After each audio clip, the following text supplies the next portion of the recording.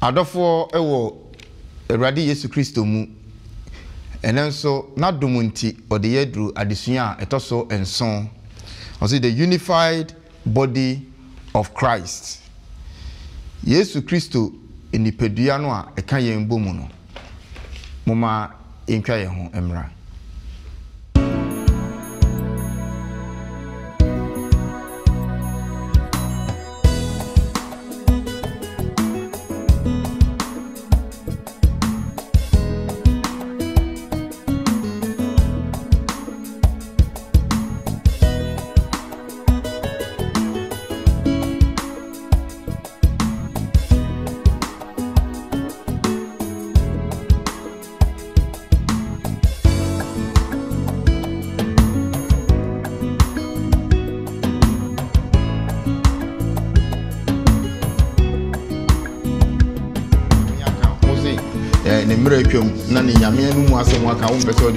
You cannot be an apostle. Or say your one swag. I can feel so. Shepherds, over also. Yes, bet me a fire. What he says, I no more for no matter than you'll be a book. No more, I nipa no amaba onyamido oba asafulu monti e no mu nyina yede eye adwuma no adofo no e wo wiase afa na nyina mo hwe yen yede Yesu mobrohunu ne nadom no e ma ye nyina ye ho akwaba na yede nkia nso e ma obi a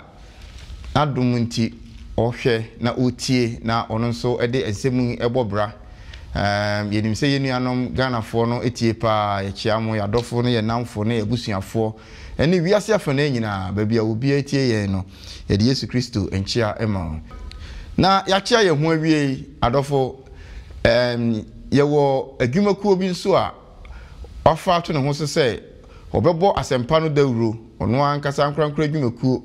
a obebo asempa no dawuro ene 3ABN Ghana womo efa yasemu yi efa asempa foforo nso eka ho asem se oti yanka obemu se womo number e wo screen no ani ofa na wafre womo emwa bia obetumi no pabo womo enkanka eni sika fam se ne be ya adwuma yi betumi akoso na wabo asempa no ho dawuro e dia ma wiase nyina na yenso yeda empanimfo no ase se omokoso epete asempa ya ye enenso nyame adom wadoa yen ama adofo bi abeka yen ho a ye ne won ka bom na yedi dwuman eye mosomfo Hansen Asamwa metinamu ama yenua Bismarck Mensa ehun se konwa we enye me na metaatinamu menua no netinamu na ene de ma shifty rules enti ene me speaker of parliament osofo Jafet Obese amankwa eka yen ho osofo yemwakaba last week na ye ne osofo ene wo ha nyame adom nti wasan abeka ye ho this week so nyame hirawo e ko ne awoto aso no a my sister me ni aba Agnes Tete Mrs Agnes Tete ena wo ho no sister ge emwakaba nyame hirawo sister ge so mo woni se ye ne no a ene edigwumai ene so nyame aye na dom ede na beka ye ho afei ye kwa ene enya panyinkese ba konso abeka ye ho London Ghana asafo no ebeka se CEO anase ye first elder Isaac Bokwe elder emwakwaba ede nyame ase se ene ode wako den ne onimunyam abeta ye chi na ode onim de enso ebebo nyame adwuma nyame onhyira wa adofo moma yesi etrase na eda Bokwe emmompa ye mfa ye nhye nyame nsa Yamitumfo yeda wase ewa kwanya odi amayin se yehwe wase mu ebremu enam so asem ye honhom nti honam bia ntimi nti ase nti ebompa yese ma kokon na boyen na bisue mu ncheche mu nti ase nyina no fadom ye ni otiefo nyina na siesie ya ma enche wadi ya obeyi no na oba obeto se sefata edo wase so tie sanse bisa mpaye ewo Jesus Christ udemonti amen amen eda nyame inshraw adofo kuma ye nyina ye nto aso e se ne ya da meka no mesre mu ewo mu se we study guide ye de esua ade ne de nanso Bible study Bible adesua enti mesre fa Bible no na ye nsua de emfiri efisofo nwoma na wotwe makomako dumiensa ye de esua de mu se yetimi ekọ Bible no sa eboa yan ma yeti nyame asem ase na fe ye wo akwanhefo ewo mu a yetie no nso na ye de yen Sabbath school no ata akiri na ye commentary ama ye nti odofo fa Bible na yenko yanim na wotwe makumaku nsia atwamu no ya hwe Paul ensem a wotwere koma a Efesofo no kwan a efaso eboa wo mu ene kwan a yenso enemiremu if they needed it that time we needed the most ene kura de hia esen Efesofo no enu nti kwan a ye faso a yenso yebetimi enya nsempo bi afiri mebeboa yen ya ba bedru ne etosonson o say the unified body of Christ Yesu enipadua a eka adasama nyina abomu no we de enye asemfoforo kra ne ye ka we eye ne ya ka ne dodade say Yesu enkoa na ne mogya ne wuo ne usori etimi ka jiwuni a obu amamamu ni se okraman no ene amamamu ni a obu jiwuni se wamoma ne ho so dodo no oka yembom ema ye baako Yesu mogya nkoa na etimi ka ye nyina bomu a babia ye fire ye different na nke ye ntokwa nenso ne ye fire ye nyina ye ho se Kristofo a etimi tenase edidi na ye sere na ye ka asempa no ebomu Yesu nkoa na etimi ye hallelujah na ye hu ne saa no na ye kose ene na Yesu se obefa ye mba asafo no mu a ede ben na ne nipadua no ana se ni tumi no ene na hoɔden no ede na eyema yen ene na ye ka ho asem no how does Christ unify us in ka bosem no ewo Efesofo 89 chichemu dubaako ene dumie ni start se why ready a pacho kan ma yen ewo twi mu pacho mente ready asem na oma ebinim aye asomafo ebinim adifo ebinim asempakafo ebinim ahwefo ne akyerɛkyerɛfo na watoto ahotifo yie ama osomadwuma no ama Kristo nipadua no sie akoso. And he gave the apostles, the prophets, the evangelists, the shepherds and teachers to equip the saints for the work of ministry, for building up the body of Christ. Ephesians chapter 4 verses 11 and 12. Amen. Amen. Adofo nsemu a yeka yi senia ya metaka no ye bechire mu achire ye biduru ho na yanhwe ne se Efesofo nwoma no nyina no eye 6 chapters lesson 6 na ye dikan yi nyina no ode ya biduru chapter 3 awie afei ye back every chapter 4 ekọ no every ha ekọ no ye ekọ chapter 4 no na sha ase no na o ma yen kwan a Kristo efaso eka yen bom eni nwuma hodo o ma ye ye wo class me wo class 6 no na ye wo book bi and I say 5 class 5 or 6 na Ghana na ye wo book bi a or say there is strength in unity say bi obi kan bi a na omo sheda ekofa asem bi a na o say tailor ni doctor ene akuafo ene omo nyina obi ase na adwuma na ye obi a wesimi na me de ye wesimi na me de ye wesimi na me de ye ena akire omo kohia wo henanim ena tailor ni say me na me de ye fi say me na me pam ntade hyem akuafo say me na me de ye fi say me na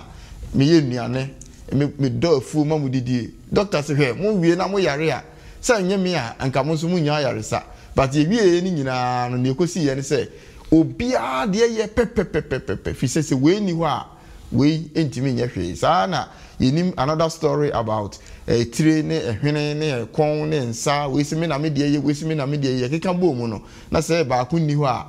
ye nyina ye be sofa eno eho asem the metaphorical statements a ewo ho no na ye besua no na wotwi ene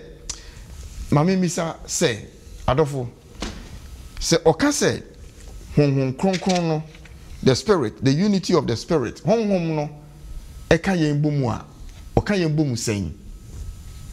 na honhom no esika yen bomu na sanka bomu no sen na Paul esikyerɛkyerɛ mu ekire Efesofo no Joe, Hansen at our Essaichia etifo. Amen. Asema webisa no ehu hia. Na ema yenkwa echi kakra na otwetwe mu no. Na otwetwe mu Yesu hu se Nyankopɔn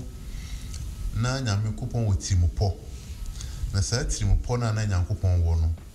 Oda sa tirimupɔ na di through na sorry na safo. Na safo no na eye Jiwfo ene amamamufo a enam nyame tumi a ode je nkwanti waka wo nyina abam aba bia baako And at that point, na by brofun we can common denominator no. You can't boom from when you know idea about say believers a GD4. Yeah. Asafuno a GD4. And when you know a GD4 what in your memono.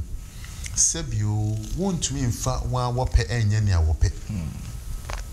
I was say woman yankupon quine, na church room.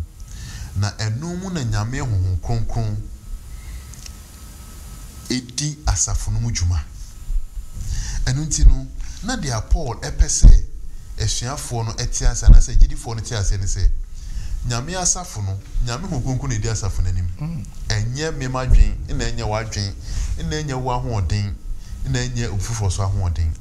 se saa na tie dia ne nyina yetiasa saa dia na o se nyame bitumi dadie enu nti menu abagi mesere wo which me ahwe Efeso 4 woman no etire enai chichimu ba ko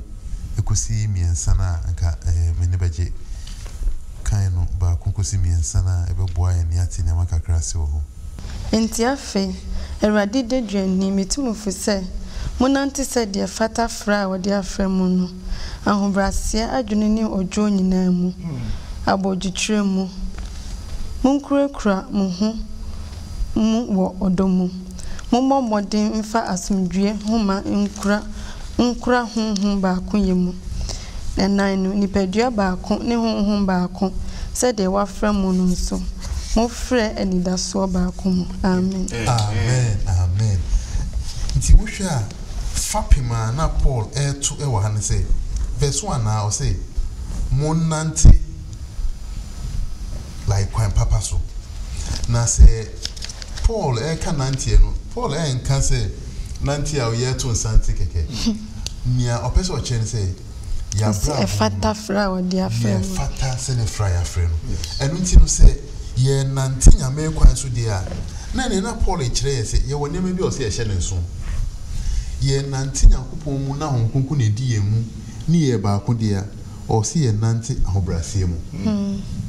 o se ye ni ye wutina aboj asundwe mu abodwokyire yempeja ye ho ye boaboa ye ho na edi odo etina wei ina emane de edi se nyame ho nkonko na edi na safo anim esanse se ekoba se ekoka amene omi no dia nka obi kan aprepare de beba ye mu na so ye nyame ho nti no nyame ho se si ye betina na ebeye enonyam sha me nyame se nyankopon safo nti no ye ntina asundwe mu ye mbrebre ho ase ye ndo ye ho obi fum ye kura ye nya abodwokyere we ne nyankopon pese onam na safo so eden na de kyerwi ase eno na de nka bomu ebre yen na afoforo so ehu se ye nyankopon akidi for so ampa amen edabuke mame misali say senia osofo ekenkan ye see verse 2 no or say with all lowliness and meekness with long suffering forbearing one another in love. Normal means so good, humility, gentleness, patience. Sa no me ya your boy, me say, Kwan bena, sa no me e faswa, e boyen, Emma asafono, inyan kabumu, say, normal we bubu din, ahombrasie, abodwokyere, odo. Kwan bena e boa Emma asafono, en kabumu, anabusia, en kabumu etimibem. Yo, teacher ni answer ne dawase ne question. I'm say you had this no or dear ko baby. Ebi o dear ko say en kabumu a onkonko no eboa mo nyame adwuma de akoso. Yes. Penifo say en sa tia nyina anyepe. Eni so hwe asafo no mu a e woni pa bi a omoye bote anaso omoye boko ebi ye hetu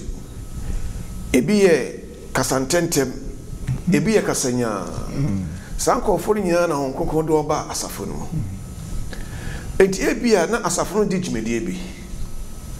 na ya fa obi a sabe ne kasa ne nya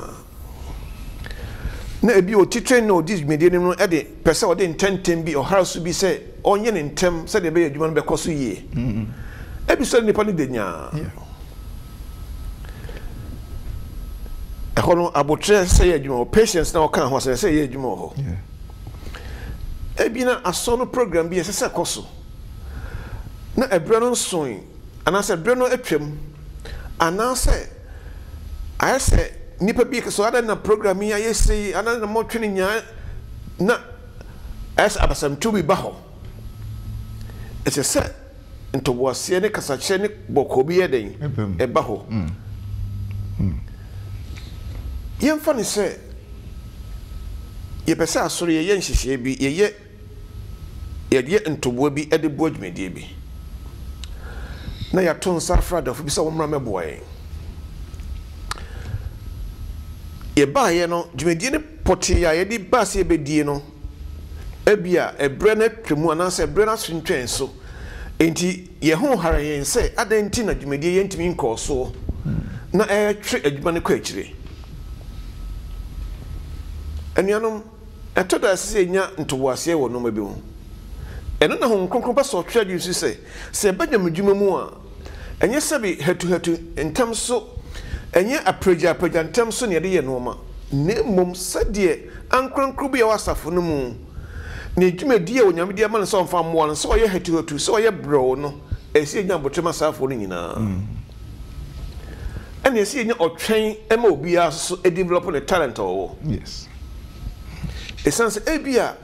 what did that kubesua tresam no ba bia wie o Sabbath school wie obi so de na otwe ne besua wie eno nchese wo de da krusua no wo ye chen de ode na otwesua ye hon kokon pa so kire o se sani panso no ese onya no ho abotrem no ye dey odudu ba bi oduro no yeah ebio eba adoya enipa bi wo asabe omonsachi edin kakra ebi so se mo obre ni nyina onyame ne ho nkronkron do ba asafo no se de be ya yebenya safo nyina ho abotre na obi develop talent onyame de dey odi ama no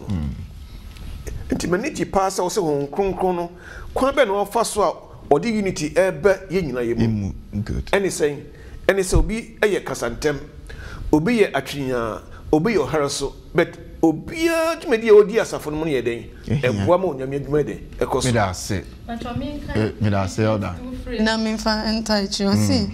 wo nwenwini bibi etutupe ananimonyam hunu peso na yemo mu fa ho brase adwene emu mu yonkonom nkyɛn mu ara mu but se ade me na wo ho me na yesa nka me ye we me na yesa nka me yesa nti ya ka say unity in diversity send obi ati bia nse ye na ka bo ma se de nipadua no different akwa na ka bo ma ne ye no sana different attributes of characters of people ebe ka bo mo and ebe timi abo amanyame asafo na cause say na ye ba kwa nka be very boring because se mu na mu ye dia se mu na mu ye dede na de bia ha enka eni jema enti eye se obi atimi eboa se ehwe se obetimi no kure obi aye se mi anka obi antrase di alofo we come Uma ye share verse 3 ni ye say a hope pop person ye share na me so me kan no brofo o kan wi a me kan brofo no 4 verse 3 no especially second part no mummo modern fa asundwe huma nkura honhom ba yemu. Amen. We can brofo see do all you can to continue as you are, letting peace hold you together. Nyame trimo po nyina ne se eye den se den ara yen yire ho ase ye be ma Nyankopon asafo no ya asu bia tenem si yen tumi anye saa ni afeli whatever it takes say asunje be Nyankopon asafo no ene Nyankopon hwehwe ye nya ye saa ya kire pa se ye Nyankopon achidifo emi da se asafo nyame shira obi bro for si do all you can lick can you possibly can or you can there's a can no ntimi nyim firi ho ye ni obetimi bia say unity na honhom no e de maye no wonso odi bedigma asemu a ye ken odofo e koma me as a person it's an individual personal statement na ye wa hai ti me se bibi wo ho a emwa ma nka bomu nkoso a na che se nyanyame ho kronkron e na me di ni diguma se wo so ye bibi a wo de tete obi mu a na che se nyanyame ho kronkron ha sa de na if you mu ground point to me me got your money say wo me ensamu ku na se na me got your say ko so ya wi ase nyina na tenye kwa ye tifia ye ntimi nka mu then ehifa na ye ko enti enye easy say wo ama wo hu kwan na wa meka wo hu a ni obi be ye ebe ye we ba se nyame ka ho na benya abotuchira asema obebie wa no aka no be dwen say enti nka ye nyame anka obeka asem nyame beka yana. Good. You enti yeda mwase mpenimfo baby a modi edru yenkai say we are still looking at the unified body of Christ. Yesu nipadua no a eka ye mbomu no se ne be ya opese oyi hu firi mu dia na wonka Yesu body no afa yenkenkan bibi wo ha na yenhwa de Efeso 14:9 yichemu 9 kusinsia no 4 to 6 no o ma yen sa ba kun ye no ehun nsem bebre be ya hodo nson kra okay enti yenhwe na fe yen kasa ho kakra enan no nipadua ba kun ne honhom ba kun se de wa fra mu no nso mu fra anidaso ba kun Awurade ba kun gidie ba kun asibo ba kun yen nyina Nyankopon ne agya ba kun a odi yen nyina so na wafa yen nyina mu na wati yen nyina mu amen amen baako sa be yesel so 7 months ejina ho made yin sa baako in together as one in the one no baako or person kire saying what is he saying very poetic but the by literally or person kire saying asopuni answer nem say ya ka sabena number 7 number completeness perfect say bibi ewie pay yes and to offer akinkana se no o say Awurade baako nipadua baako esubo baako na wo mu nyina no e kire nse hon kronkron na ye den e di dwuma was sa tumi ni nyina mu so na se hwe a etoda aya ni adwen ye Kristofo ya adwen ye se o Kristo ni bi fa kwan bi so de ye ne normal bi a na obi ye foforo bi a ne nyina no ewie ntiase baako memfa na subo side okwa so bi mo ye ka se de handkerchief e fa oti ho hia a e den ya bo osu okwa twesem so a o se yemfa obi ye den enunso so ho enti abede na mentibia ka se be de handkerchief fa obi tiri ho a eyesubo wo bra Bible nso amaya kwankyere se esubo no ye se ye den baako eni se di obi ye den enunso so hwen kramofo a se be duru bia o mo ka se ye ka se nyame baako no a ada na mo de mo ka se nyame no ye mo achiche ebi so o se Israel tie owura de Nyankopon ye den wo ye baako enti kruye no aye honhom a tumi eye adwo agya oba no nkronkron mu se baako ye ni sankabo no mu a ebede na adwuma na tumi ye de aye nkoso so enti mitiri se baako a o kan nyina kire se do obia nsusu ye nkode mete bakiso sumu a honhom baako ye de ye adwuma nti no ese botane nyina ye de ewie baako o Kristo mu Edase nyamisha pacho pastor now person kasa I think additional person who say baako ye ehu hie Nyankopon Nyankopon we onye chichemu Nyankopon ena Nyankopon no so no onye adanedane enu nti no Paul eto no bo eniama na ye achinyedie ewo ne mre so no na o kire mu se ya ba Kristo mu dia yenti asese Kristo mu no ye woniama bi a eye no baako obi fufuro nya ne de na wo so aka sɛ wo yɛ wo de sɛ bi wo nka sɛ Paul de ni na Apollos de ni na aka sɛ Yohane subofo so de ni Paul sɛ nyame mu no ye nipadua baako sɛ asafo ye honhom baako pɛ ne di yanim honhom fufu bibia ni ho biom na sɛ ye ka awura ye awurade so a ye wura baako pɛ gidie so a ye gidie baako nti mi de mi hu adesua yi pa sɛ Paul pɛ sɛ ati asese ye titiru pa ye frɛ ye ho Kristofo no ubegidi ye no ubegidi ye sɛ you are belonging to one faith na saa one faith mu no ye wo nyame baako saa one faith no mu no ye wo subo baako saa one faith ye wo nidaso baako na saa one faith ye wo eja baako a ye nyinaa ye finim se ye te ase saa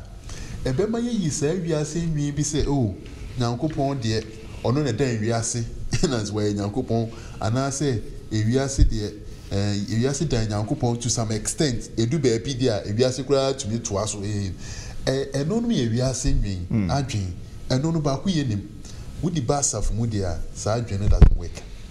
yen o se ete ase se yen frɛ ho Kristofo me da kwanhwɛfo se ya be wura nyame mu a oneness na edi operate yete ase saa nyame so be mra amayen ye ma ejide mu so ayede amen start again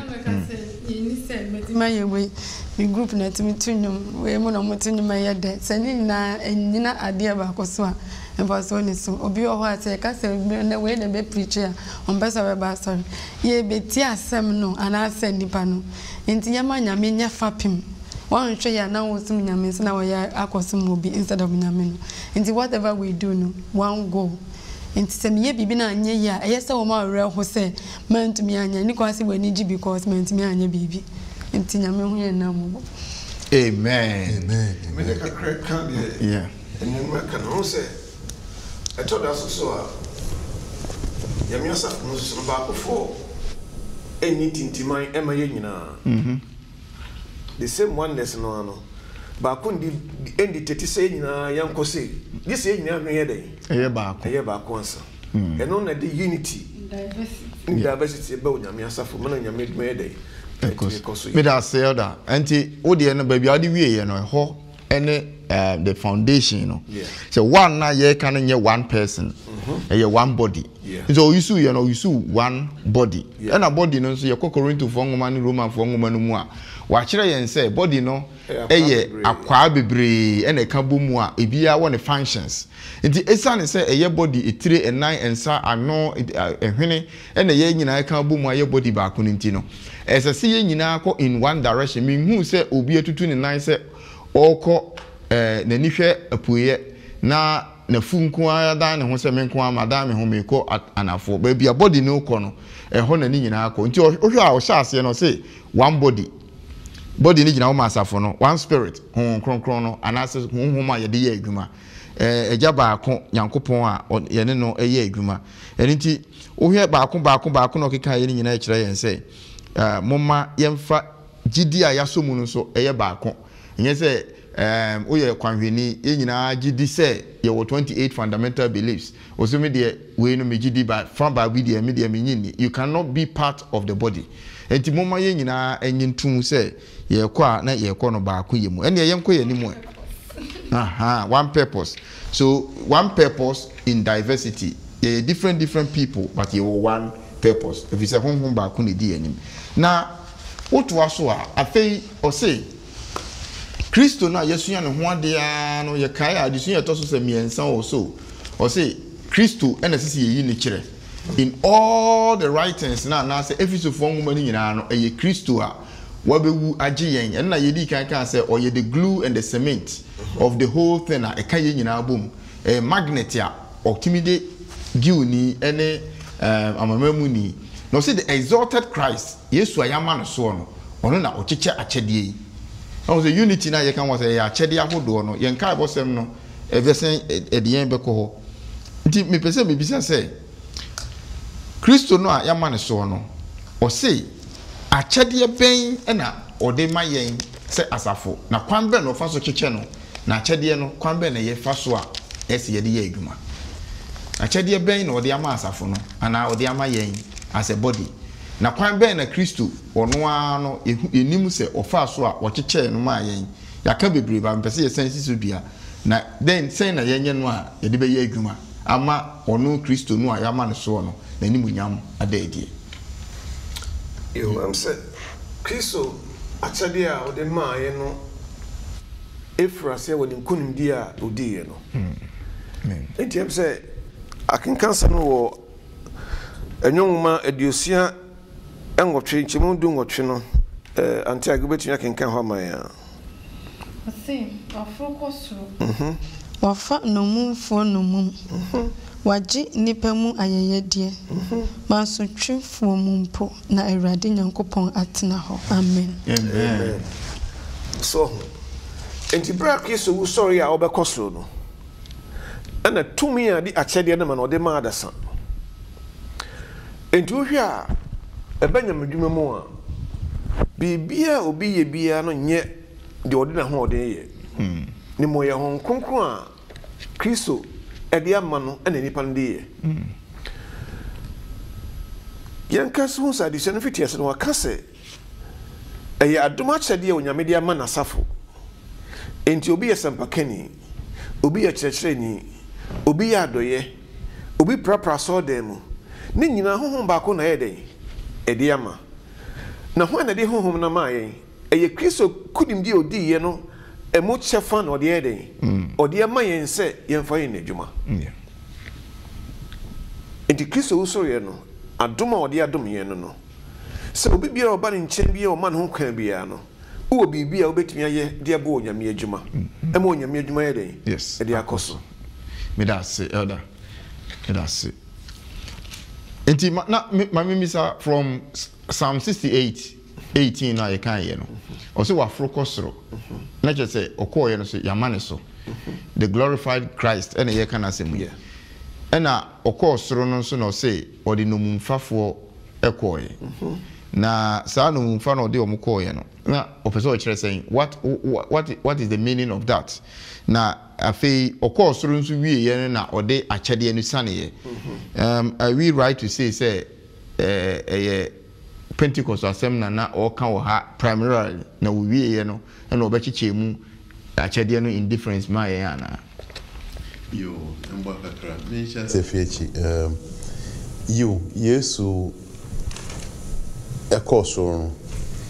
na ɔde na kyɛdeɛ ɛbrɛ yɛn monkae sɛ Yesu nankasa ɛka sɛ semekɔ a mesuma ho kronkron anaasɛ ɔrekyekyefoɔ aba anaasɛ ɔboafoɔ aba ɛno nti no na etwa sɛ ɔsɛ Yesu kɔ asena kyɛdeɛ aba na yɛn nyinaa hu sɛ akyɛdeɛ edi kan anaasɛ the real evidence of Yesu akyɛdeɛ a ɔde ba no was Pentecost bɛda adi a ho kronkron ɛba yɛ na afei ɔfa wɔn asuafoɔ no so ɛka n'asɛm tumi na ahoɔden mu a mpempempempem miɛnsa ɛde wɔn ho maa yɛ ɛwɔ asubom ɛno nti no ɛno na ɛyɛ nsohyɛdeɛ edi kan sɛ akyɛdeɛ a Yesu kaa sɛ ɔde bɛba no afei deɛ wɔagya mu deɛ edi kan obi sa yɛ sɛ so ɔfa anomum for the captives no yes Bible no ka sɛ Paul Yesu ɛkɔ soro no ɔde wɔn bi a na wedi kan wuo dada a wonyane yɛ ne wuo no ne nyane wɔn no ɔde wɔn kɔ and it's like moment say Yesu wuo no it was a war em say kota no kwetwen kwa Yesu that cosmic a war na interestingly no say obi bɛkɔ asuru say na kyerɛ sɛ possibly no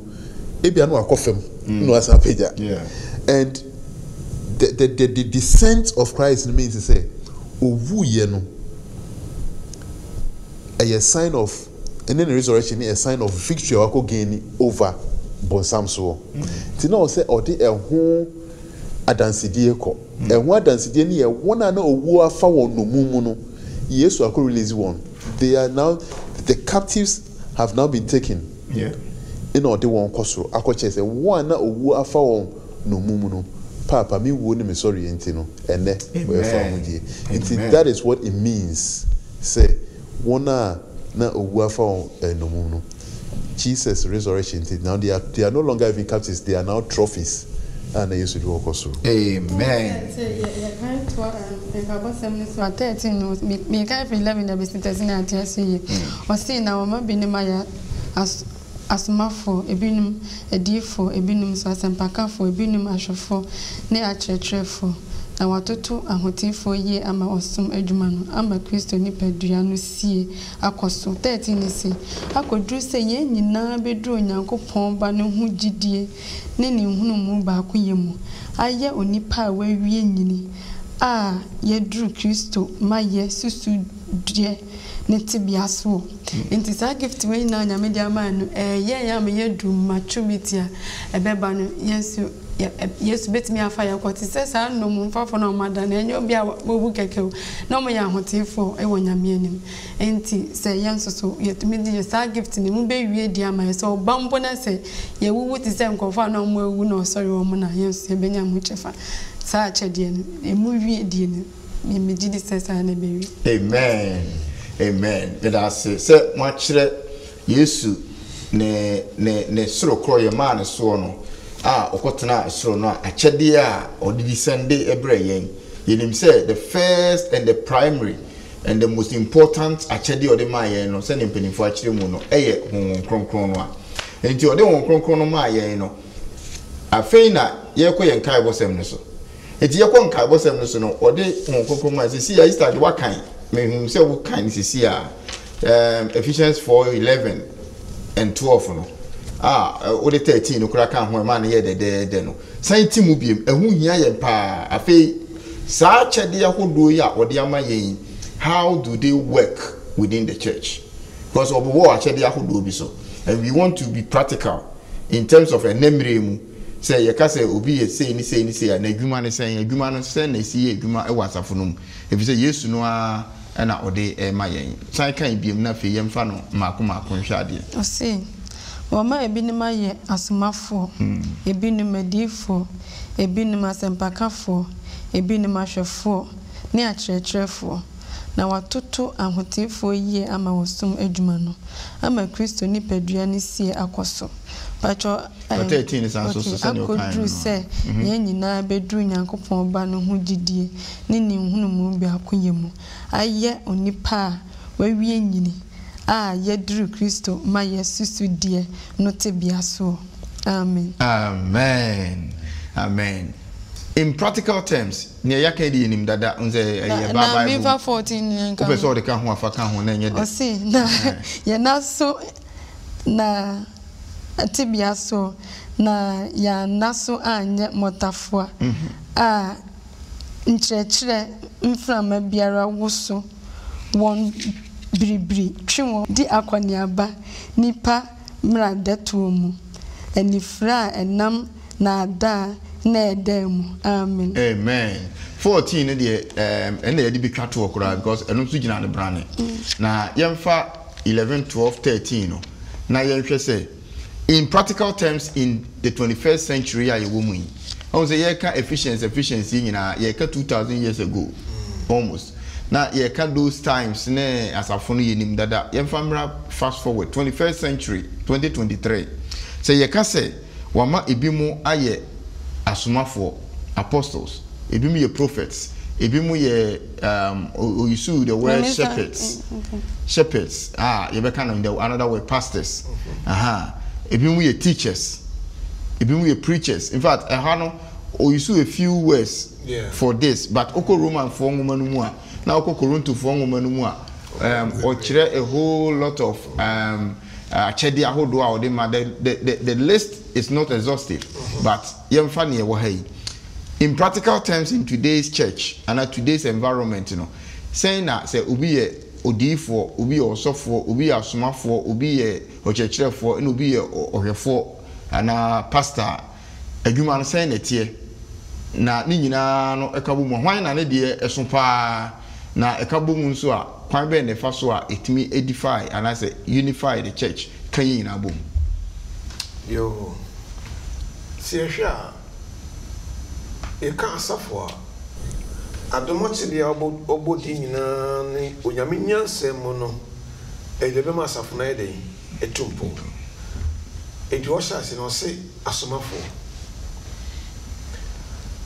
So onyamia sano beko ama obi atia. Jesi asomo obi ana obi a wasua Kristo ehu no no de asampa na ede. Odi akọ. Enti ewo asampa kanfo bebre.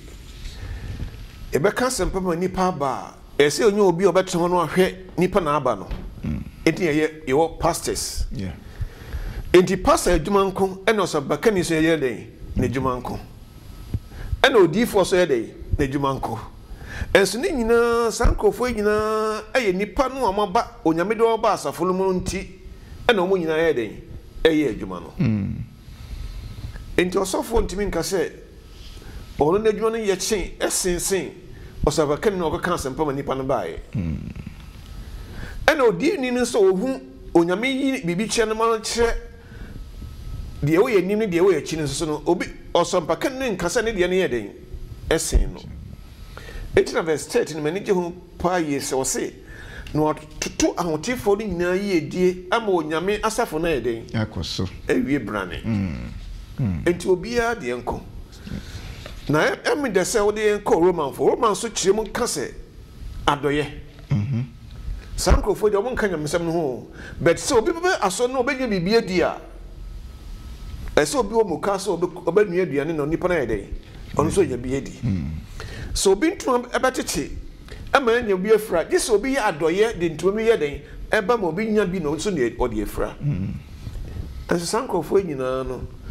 o madwuma no bi ye hu no se de ogine ho kan nyamsam no yes se de ogine ho preach o to nyum na nipa nyina ni tua no nenso o se sankofo nyina ye bibi emo onyame ne padua ne ye den ewie pe eda nyame nshira pa nyame pastor na person obe mu a interesting say Paul they are all true wa say achede a Nyankopon edema na safo because mama ye hu say Paul say the kind of say me ye osuani a Nyankopon kasa na frame me so Paul could have limited it say nyame achede odema asafo no odema esuafo pe Paul cannot go to me this year. But Nyankopon enim butaya opese o woman asafu ntino. Nyankopon unlimited to esuafo pe. Osi no esuafo achi no ye wo won a me use won e de aka e de isem. Ye wo won a me use won e de akọ preach. Other places ubu evangelists omukọ echi because all the places o say ye won so a enwan akafie so no shepherds obehwe won so won so a even asofo no ne adwanhwefo no ehwe won so kwa won a madomo achede a obetumi di akyerɛkyerɛ sankrofo no enu nti no ne Nyankopon ti mo no say the church of God will be built up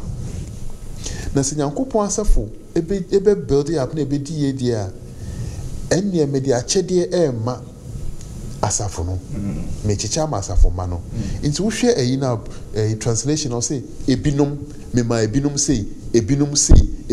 which means say Nyankopon ato no bo no wache eno ti se ko ba se nyame ayo bi adom no yesofo san e teacher onti ase se eye for the year day of asafo no yes se Nyankopon adom obi no amano the spirit of prophecy a otumi hu niama na otumi ka na obetumi da na di na bebo asafo na nipa ne ntia se e asafo no yedie na ye aka so asabio ye ni bie no so no ye mbu na nimtia ne ye ntwe na no nsifam na enkoye intawanta wa asafo na emum ye de ahobrase eni nyina be kan bo se because o say ultimately no de Nyankopon pa ne say we will come to the unity of faith. Yeah. That is the profound unity of faith. Jidie baako. Ye beba jidie baako say nyame na chesa na ma we. Na o cheso a o de na dwuma. Amen. Me da sipa pastor. Na emre ko enye sanka na question me dey to us say chinyi wo be pray abase say most denominations ebi mo efa sa part to efficiency here ya. O say o near Paul kan wo ha no. ebi mu wɔ hɔ de a se sei de anya adwuma biem ese ya yeni adifo biem obi nso se yeni apostles biem but ne aka ne de o kan no mo agya tum se oh ye wo ahwefo obi kura se yeni asofo biem because priest no ne ade no eti na mpese nka me bisa in just 1 minute ya mere nti aka yen only few minutes but na me bisa se ne Paul kan wo ho no nyina no so eda so ye adwuma en ne nti na wo se make contemporary time se nemre mu no saa chede we no eda so wo ho na so obi ye odifo nemre mu a ne rule no te say it is say Elijah de ni bi and I say what is the rule of odifo in 2023 apostle it is say first century for no na so be apostle we na ni din na da no say apostle so no and na e apostle no and I say rule ben na oye very short here. One thing we need to understand and you na with the title no to so no na ma we an apostle or a prophet nyame na church there say nyame no susu say e wo say mema obi adifo in this 21st century he knows how to go about it. Yeah. And until nyame na me ni obi be di ho nsa wo so say we odifo no the Bible is clear say he is the giver of the gift. So feel say at this point in time obe draw the gift your friend apostleship gifter utumi now one man this a particular gift and until you require say the gift is not even exhaustive. It's say nyame na church there no ye basanti ase na ye basanti ase no mu a ebe ye nhira man but Bible no dey waka de pefe say nyame church there utumi che achede friend apostleship utumi che achede friend evangelist achede utumi che achede friend teacher what they say and until no nyame na eche intime there in this 21st century dem because nyankopon na eche achede however ono no nim nia o che nesesia Bible no my yastic or say by their fruits you know them Isaiah 8:20 it's fetu to me that say am say we the way no be see her bibi kaka na mpesa me kan 14 auditor assistant na so anya motafo no that is when it say ya nhwe ya enioma bi wo hon me betimi ahwetwe nti say ya nsua nyame asem na anti ase ya nkyerechire bia ba ebetimi aboya to atwene but just thinking kan bi verse 14 no Ephesians 4:14 na ye famwie adesua no Ephesians chapter 4 verse 14 and na we adesua to grow up in Christ ehun hia pa because one we a wind of doctrine bi ebebo afri gidie no ho a okura wadwen ma so nti what say na so anya motafo a nkyerechire mfra ma biara woso won biribiri twumon di akoniaba nipa brada tuomu enifre a enam na ada na edem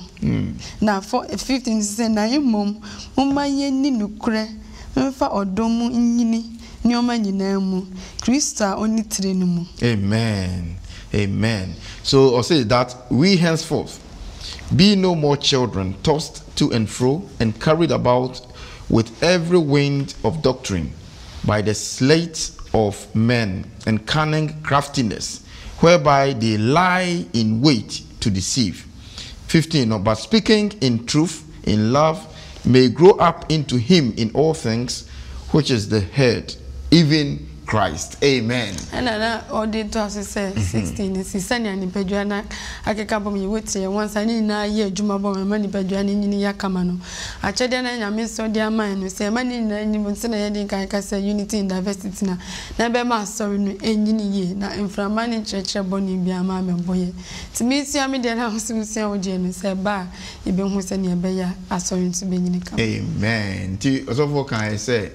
by their fruit you shall know them. Say Yankopon ka say o ma obi ye odifo a wa kire ye in the test for odifo. Say obi ye odifo ye nyame difo a e krosem na ye de toto hu so ye odifo o ye apostle a enye the apostleship title no na man ye apostle. Na mbom say odi nyame asem ye adwuma. If you call yourself an apostle na say nyame aka o say ne mirakwam na ne nyame anu mu asem aka wo mpese odi be adwuma you cannot be an apostle. Sana wo odifo a enye se bi wo hye obi maame ne nua ne wofa ene abruchiri kohonkom no ne ma wo odifo emu odifo those who have the spirit of prophecy. That is the testimony of Jesus. Asem a edi yinkom hye ka ho asem no etimi ma wo the church esua kiro no ehu no adofo yedam ase se mo nso maka ye ho ama yesua de sua to so enson no